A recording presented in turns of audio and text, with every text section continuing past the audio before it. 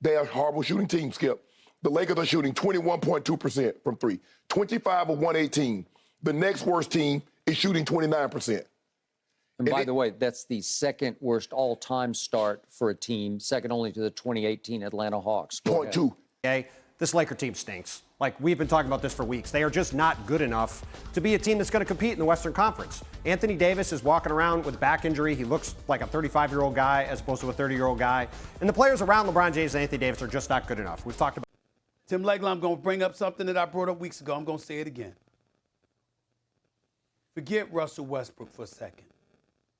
I trade LeBron and Anthony Davis. When you look at Rob Pelinka and you think about how he has been for as the general manager, the guy that has been pushing buttons for us, making acquisitions in the offseason, he's the one to blame. This season for the Lakers has been one for the books. From them starting the season 0-3 to 2-10, you had a lot of people counting them out saying their season was over and calling for the firing of Rob Pelinka before the trade deadline even happened. But he turned around and did something nobody thought was possible. We've got trade news for you. Adrian Wojnarowski is reporting that the Lakers have agreed to a deal to acquire Washington Wizards forward Rui Hachimura. That's in exchange for Kendrick Nunn and 3 second-round picks. About D'Angelo Russell heading to the Los Angeles Lakers. Exactly that, Malika. 3-team deal that reunites D'Angelo Russell and the Los Angeles Lakers and sends out Russell Westbrook. And the Jazz are also sending 2 more players to the Lakers, Jared Vanderbilt and Malik Beasley. It was at this moment in the Lakers' season where things began to change. He's been lighting it up from downtown. D'Angelo Russell, a little hesitation move. Good-looking jumper there. With LeBron James and Anthony Davis. And Russell finds Beasley. There's great chemistry with those guys already, Greg. And I think that'll be the true sign of where they stand from a role acceptance standpoint. Vanderbilt spotted that a mile away. Goes down and throws it down. With it, misses all of those chances. Just go dunk it. Just go dunk. When you're hesitating. LeBron, and there's Hachimura. LeBron, pull up. Boy, he wants that one. Especially after the air ball. Now he spins. Here he goes. Good feed to Mo. Look out. Mo Bamba says, Ever since the trade deadline, the Lakers have had the second-best record in basketball, going 17-9 to finish out the rest of the regular season. It was that run that ended up getting them into the play-in against the Timberwolves in a battle for the 7th seed. James been scoring in the NBA. Good spinning, twirling move, over 50%. 7 of 12 from downtown. Driving inside and getting to... Step back, 3 reads. Thinking 3. He'll try to tie right here. This is Bill. LeBron takes it in, kicks it out. Schroeder. All the green and black jerseys as he drives. Collapses on the king. The Lakers would go on to win in overtime 108-102, locking in the 7th seed to take on a Memphis Grizzlies team that wanted all the smoke. The Memphis Grizzlies are much younger. They're much more athletic. I believe they're a deeper ball club. But I think the thing is, when you look at LeBron James and AD, they got the two of the top 10 players that's going to start the game. The Lakers have the 2 best ones. It was only a matter of time before the Lakers put the world on notice. A 3. Russell, a running start. Beautiful pass. Hachimura filling the lane.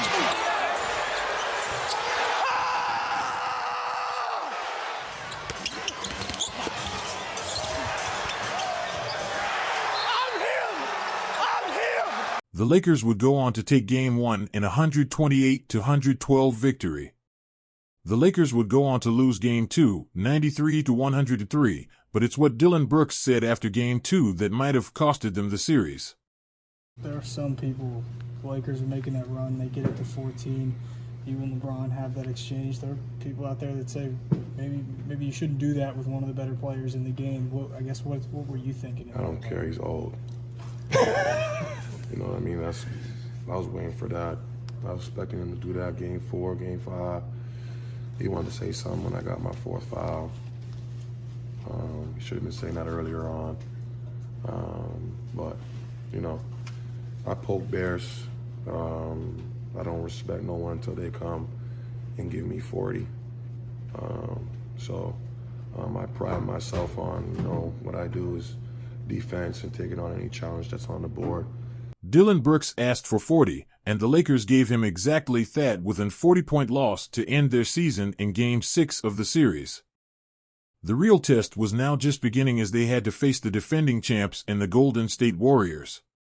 No other team in the league plays like them, and this was going to test their league-leading defense to see if they could shock the world doing what nobody thought they would do. Do the Lakers or the Warriors have the edge in this one? I believe it's the Warriors. I believe it's the Warriors because, number one, they have home court advantage, and they have the babyface assassin, the greatest shooter God has ever created. A lot of people felt how Stephen A. felt that the Warriors would blow out the Lakers to end their season. There was one problem, though. Off the bench, ball game. 8 of 9 from the line. He's taken 3 more free throw attempts than the entire Warriors team. The Lakers scoring the last 5 points. Green puts up the final shot, and that's it. Game 1 belongs to the Los Angeles Lakers. The Lakers would shock the world by taking Game 1 in the Warriors building with an 117-112 victory. It was the Warriors that would swing back, punching the Lakers in the mouth in Game 2 to tie the series up. The Lakers would respond back in dominating fashion, taking Games 3 and 4 to take a 3-1 lead in the series. Could the defending champs pull a LeBron on this Lakers team to come back down 3-1 to force a Game 7? 2 to shoot, gotta go. Thompson, Draymond Green puts it up. Totally agree, the pace will be important, but before any of that matters, you gotta get some stops. And Steph Curry's. The Warriors would storm back in Game 6, making it 3-2 in the series. Could this win be enough to help spark this team to make a run and force a Game 7 back in their home court? And here we go. The defending champs trying to live and fight another day and force a Game 7. Thompson catches, fires. Air ball, DiVincenzo blocked by Davis. Final seconds, Reeves. It'll count if it goes. Oh, he puts it in from half court at the buzzer. The Lakers would go ahead and close the series at home in a 122-101 victory that pushes them into the Western Conference Finals to take on Joker and the Nuggets. From a 2-10 start to the Western Conference Finals, this season for the Lakers has been one for the ages.